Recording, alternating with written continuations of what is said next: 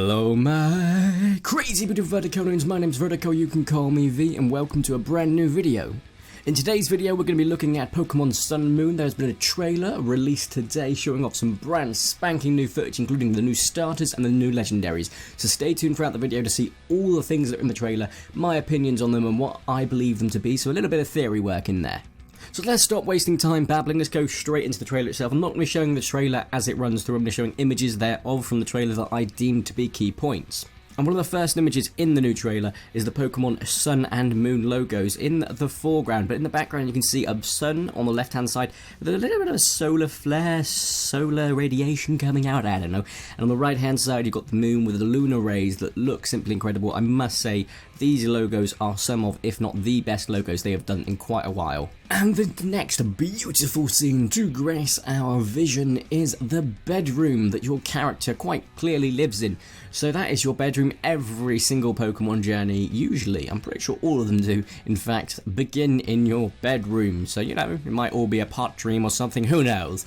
But as you can see, the character himself is also in focus, and he has got quite a combination, I definitely have to say.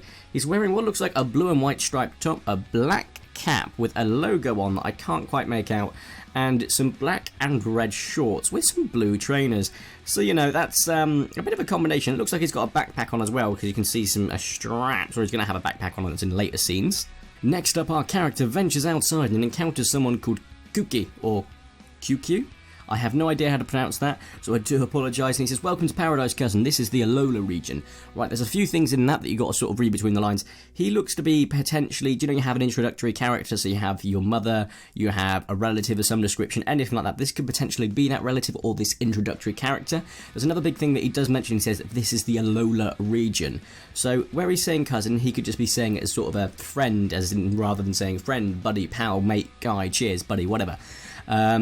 It might be something like that. However, he does say this is the Alola region, and personally, as soon as I heard that, that sounded straight away to me like Hawaii. So you can go aloha, it's Alola, so it's a bit similar, not too dissimilar. I mean, the sort of scenery itself suggests to me quite a hot, warm temperature, sort of a decent environment, you know, so somewhere really nice like Hawaii wouldn't be out of place. And in all honesty, apart from your character, he just seems to he's out of the place completely, but the sort of dress sense, as you'll see throughout the throughout the scenes coming up, look quite Hawaiian. The only other sort of feeling I could get from it is potentially Brazilian, but I'm leaning more towards Hawaii, and we'll see how it goes throughout the upcoming months when they announce more information. And then the next couple of shots, as you can see, we have an introducing, and then you've got the back sort of these three new Pokemon starters, including what looks like Kuki and a new Pokemon Professor. So we've had Birch, Oak, a load of other ones, Willow, I think, I don't know, Willow.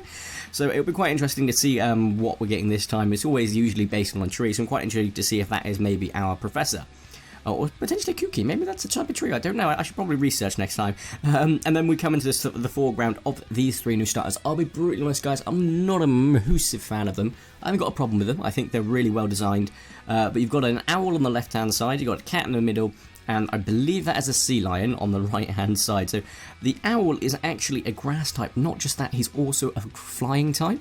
So I believe that's the first time we've had a combination of flying at the beginning. I might be wrong, but I'm pretty sure it's the first time we've had flying at the beginning, which possibly gives some more sort of capabilities. Obviously, I'm not talking about Pidgey, where you can find it in the first route or anything like that. I'm talking about the fact you've got a starter with the flying capabilities without it being evolved into sort of level 2 or level 3, because of course you've got Charmander, which evolves in Charizard, but that doesn't quite count. Then the next one we've got in is a cat, so that is just fire at the moment, but I have a feeling down the line it will be fire and dark, as sort of evident by the sort of symbolism, and you know, it's got a bit of dark fur and stuff like that. His tail looks a bit weird, looks kind of familiar as well, can't quite put my finger on it. And then the sea lion looks like a clown mixed with a sea lion, so I'm quite intrigued to see where they go down with that. But as I said before, not a massive fan, but I've not got a major problem with them. I want to see what their final evolutions are before I pick mine, basically. So the one on the left, he is called Rowlett, kind of a cute little name, like an owl and an owlet, so like a small little owl. I don't quite get where the R's coming from, maybe a rustle, maybe like sort of rustling leaves, I guess, potentially. But then we've got the one in the middle, and I really like the name for this one, Litten. Litten. It made me straight away think of litter, but it's not. Like a litter tray, but it's not. It's like it's a cat that can cause fires that are lit. And so many people are like, Pokemon's lit, and it's like, yeah, it kind of literally is. And then on the far right hand side, I'm going to try and pronounce that Popplio. Popplio, I think that's how you pronounce it, Popplio. Maybe Popplio. And the great thing about him is this pretty much, I'm not going to say confirms it's a sea lion, but it has LIO in it, so Popplio, sea lion potentially. I've got nothing else like what else it could be. I would say maybe some form of octopus dog, but you know, that's a bit crazy. Sort of final evolution theories for them. The owl, I'm guessing, is just going to turn into be a massive sort of owl. Sort of structure-wise, I guarantee it's going to go one of two ways. Either the face is going to be connected to the body, sort of like a big sort of Hulk moth, if you will. That's what sort of I've got envisioned in my head. Alternatively, with a separate head, which will have like a sort of curvature, just like Spearow, if you will. Spearow? Fearow. Those are my two theories for that one. Whereas Litter, the middle one, I really, really hope they don't go for the lion point of view again. We've had so many lions come and go. I'd much rather have a much bigger cat, sort of muscly arms, muscly legs, like a big cat, or alternatively, potentially a tiger would be a really good addition. But the lions, you know, is sort of a common one. They've also got a fire lion as it is, so we really don't need another one.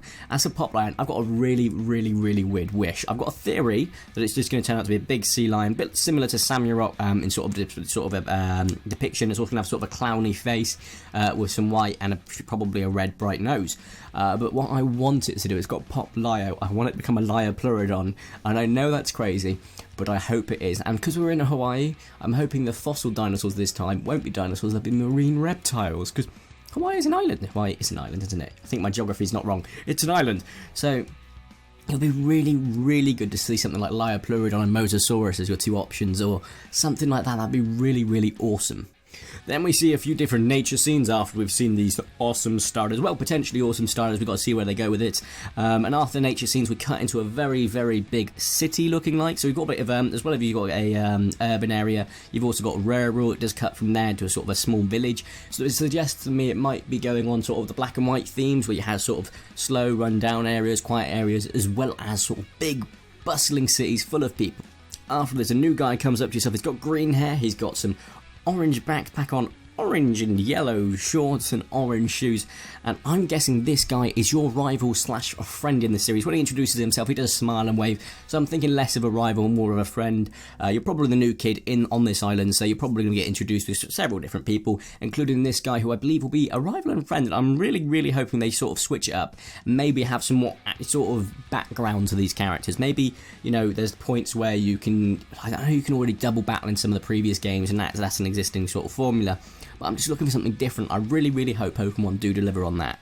Next up, a quick little scene and a quick little analysis on that quick little scene is you can see a character looking over the sea, but not just anything. You'll notice this is the showing of the female character, so there isn't actually a female approaching this, so this is the female version of the main character. So of course it does also mean you can still pick male or female, which of course is going to be great for everyone for the sense of choice. And not just that, there's another thing to this magical scene. It's set at night, so that even means the day and night cycle is once again returning, or alternatively, it's going to be partway through the plot where it's set to night.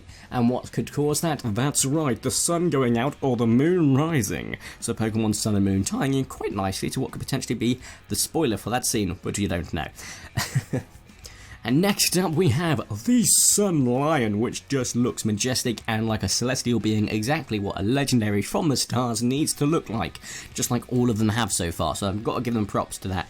It sort of zooms in on his head with a sort of eye shortly afterwards, which looks really, really cool, I must say. He looks like he's going to be an absolute boss. The only sort of feedback I've got is we've got a cat starter and we've got a cat final, so you know, it's just picking at nothing, but that is something that I'm just picking up on personally. Then after that we come into what I presume to be the Moon Legendary, which looks to be like it's got a crescent moon underneath its neck, counting as sort of a guard, if you will. Some form of skeletal carapace just below that, connecting to some wings that have also got sort of hands and stuff. So I'm going to presume that this creature itself is either a bat or a dragon. I'm more leaning towards a bat personally. He just looks, in all honesty, I'm going for Moon. I know a lot of people are going for Sun. I'm going for Moon personally anyway. I always was leaning towards it, so I'm leaning towards this even more. He just looks so creepy. He's got sort of a skeletal carapace all around him. And like even the yellow parts, which you can tell are meant to look like Moon, look almost like fairly matured bones which go slightly yellow, so that's even sort of a bit more morbid, but a bit more darker than I'd like. Well, not darker than I'd like, darker than normal, which is what I like. And I must say, I really, really like what they've done with these two. And then it cuts to a magical scene that tells us the release date. For those of you who are lucky to be outside of the UK, possibly Europe, it's the November the 18th. Otherwise, it's November the 23rd. That might change. Usually they aim for a worldwide release, and it used to be weeks apart, so I'm not complaining for 5 days. I'm just going to have to be on lockdown away from the internet. Anything Cerebi related, anything like that, can't touch. I will, however, do only one thing, and that's find out the fossil creatures so I can pick in advance and find out the 3 evolved forms of the starters, because I want to know before I pick, guys. And that's going to sound bad, but I like to have that choice. Guys, if you have enjoyed my analysis, if you enjoyed my theories, my ideas, and most importantly, my hopes and dreams, please drop a like down below. And if you haven't already, make sure to subscribe and join my crazy beautiful Verticonians. I would really appreciate that. If you didn't enjoy the video for whatever reason, feel free to dislike, but do tell me why. Guys, if you disagree with any of my points, comment down below and we can have a nice, healthy conversation. I'm really, really up for that. Guys, thank you so much for watching. Have a nice day, and ta-ra!